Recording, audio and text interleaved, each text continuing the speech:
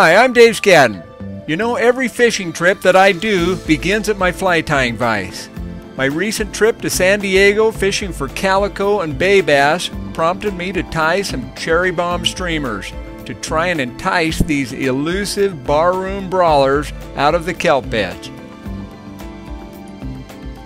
I've been tying flies since I was 9 years old and started tying commercially and teaching classes when I was 13. I've been tying ever since. It completes the circle of fly fishing that has captivated me since I was a young boy.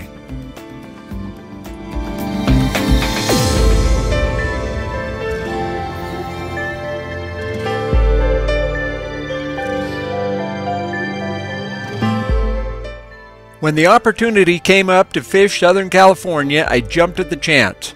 I loaded up my new Navigator XL kayak and headed for Salt Lake City International Airport.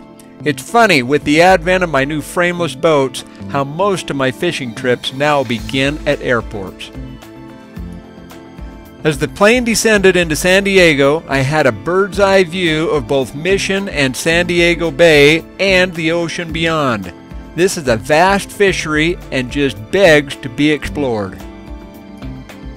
San Diego is known around the world for its flora and fauna, its intriguing museums, and its world-renowned zoo, and of course, its #1 attraction, SeaWorld.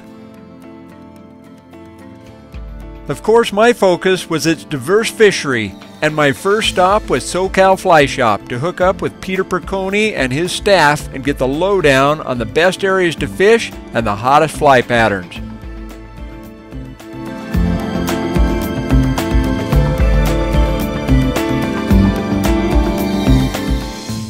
Peter has a number of specialty flies that he has developed to imitate shrimp and bait fish, which are the key forage for both bay bass and sand bass, which are the area favorites on a fly rod.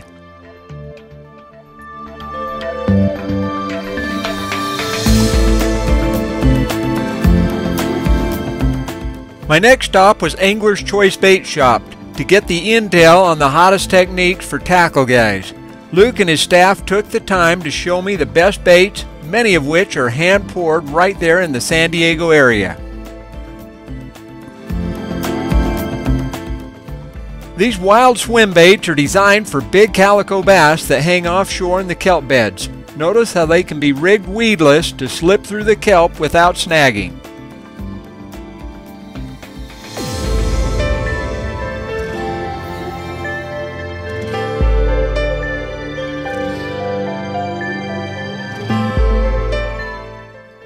Then it was off to the kelp beds, where I was anxious to put my big cherry bomb streamers to the test.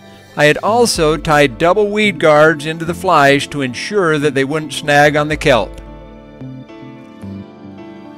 The use of fins on my new Navigator XL offers a huge advantage. I could easily maneuver through the kelp stringers in full control, yet keep my hands free to fish. The other big advantage is the ability to kick away from the kelp when a fish is hooked to get it out into open water before it can get tangled up. A storm had passed through the area the night before, creating some impressive rollers on the open sea. It was a real adventure out there navigating high surf and rough water while working the vast kelp beds with my 8-weight sage rod and 250 grain quick descent shooting head fly line. Once you hook into one of these bulldogs, it is all worth it.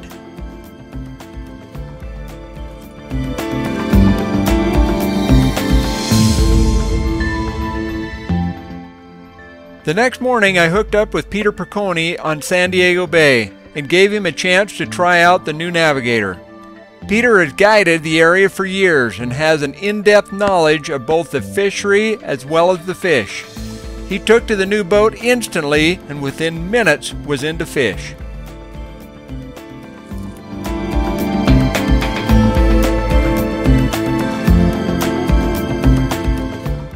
The new Navigator works so well for this fishery. It is so intuitive that it responds to a mere tap of an oar and even a twisting motion of your body. The real testament to its handling is the fact that this was Peter's first time on this boat, and he was handling it like a pro within minutes.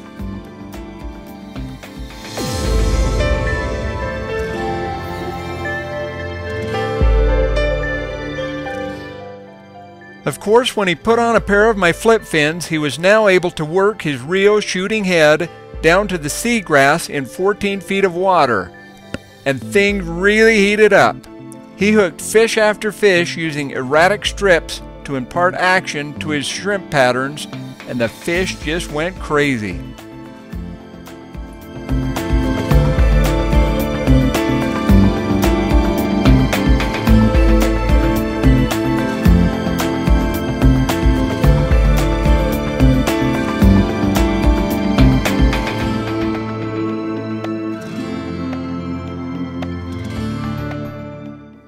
Of course, tackle anglers will experience similar success working jigs off outside shelves and points with an erratic retrieve.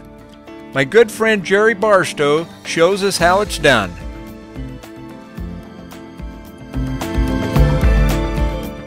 I'd like to offer a heartfelt thank you to Jerry and Janet Barstow and Peter Perconi for making this a fantastic trip. Thanks, you guys.